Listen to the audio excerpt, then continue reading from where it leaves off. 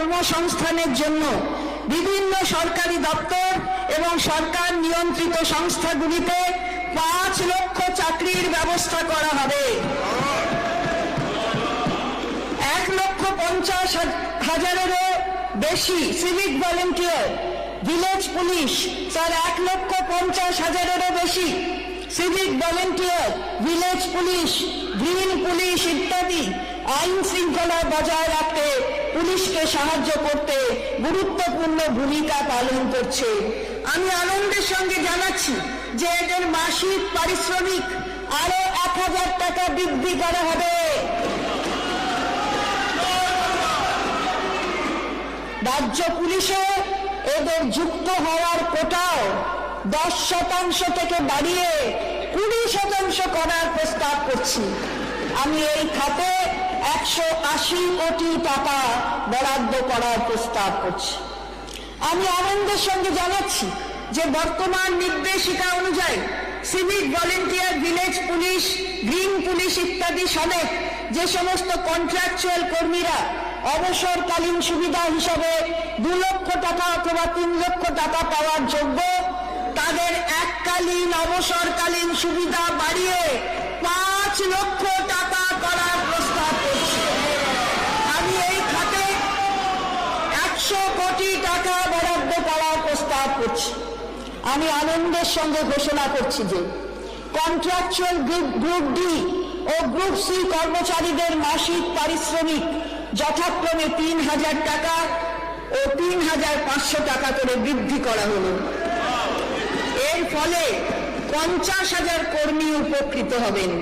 এই উদ্দেশ্যে আমি বছরে 288 কোটি টাকা বরাদ্দ করছি।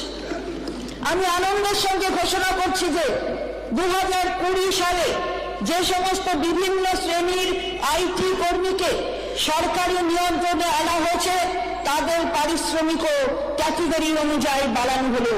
এর ফলে প্রায় 12,000 আইটি কর্মী উপকৃত হবেন, যার জন্য প্রতি বছর অতিরিক্ত ব্যয় হবে আনুমানিক 132 কোটি টাকা।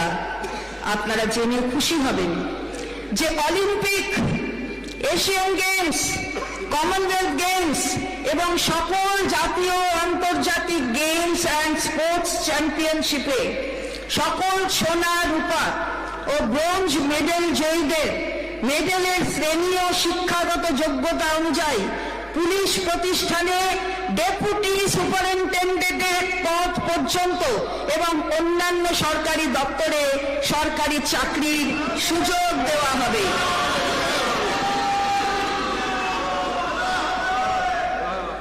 স্যার, আমরা জানুয়ারি মাসে 4% ডিএ দিয়েছি, যার জন্য রাজ্য সরকারের কর্মচারী, শিক্ষক, পেনশনার ইত্যাদিরা 10% ডিএ পাচ্ছেন। মূল্য বৃদ্ধির হাত থেকে একটু রেহাই দেওয়ার জন্য আমাদের সীমিত আর্থিক সামর্থ্যের মধ্যে আরো 4% ডিএ দেওয়ার ঘোষণা করছি, যা লাগু হবে মে 2024 মাস থেকে। আশা করি আমাদের কর্মচারী বৃন্দ এই ঘোষণায় খুশি হবেন। মাননীয় অধ্যক্ষ মহোদয়, কর মকুবের ক্ষেত্রে আমি নিম্নলিখিত প্রস্তাবগুলি রাখছি।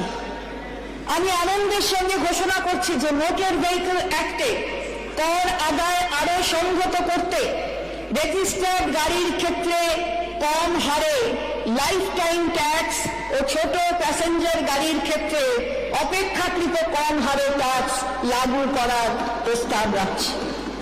আমি হোটেল ও রেস্টুরেন্ট মালিকদেরকে বহু পুরনো বিতর্কিত লাক্সারি ট্যাক্সের আনুষঙ্গিক দায় থেকে মুক্তি দেওয়ার জন্য সেটেলমেন্ট অফ ডিসপিউট স্কিম চালু করার প্রস্তাব রাখছি।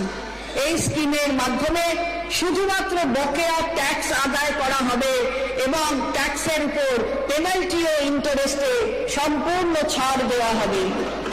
এর ফলে অতিরিক্ত রাজস্ব আদায় ছাড়াও প্রায় 5,000 হোটেল ও রেস্টুরেন্ট মালিকদের ব্যবসার সুবিধা হবে এবং তাদের ব্যালেন্স শিট আনুষঙ্গিক দায়মুক্ত হবে। বর্তমান আইন অনুযায়ী পরিবারের সদস্যদের মধ্যে দানপত্রের রেজিস্ট্রেশনে সম্পত্তির মূল্যের উপর 0.5% হারে স্ট্যাম্প ডিউটি দিতে হয়। এই সকল ক্ষেত্রে স্ট্যাম্প ডিউটিতে ছাড় দেওয়ার উদ্দেশ্যে আমি আনন্দের সঙ্গে স্ট্যাম্প ডিউটির পরিমাণ এই প্রকার দলিলের জন্য সর্বোচ্চ 1000 টাকা করার প্রস্তাব।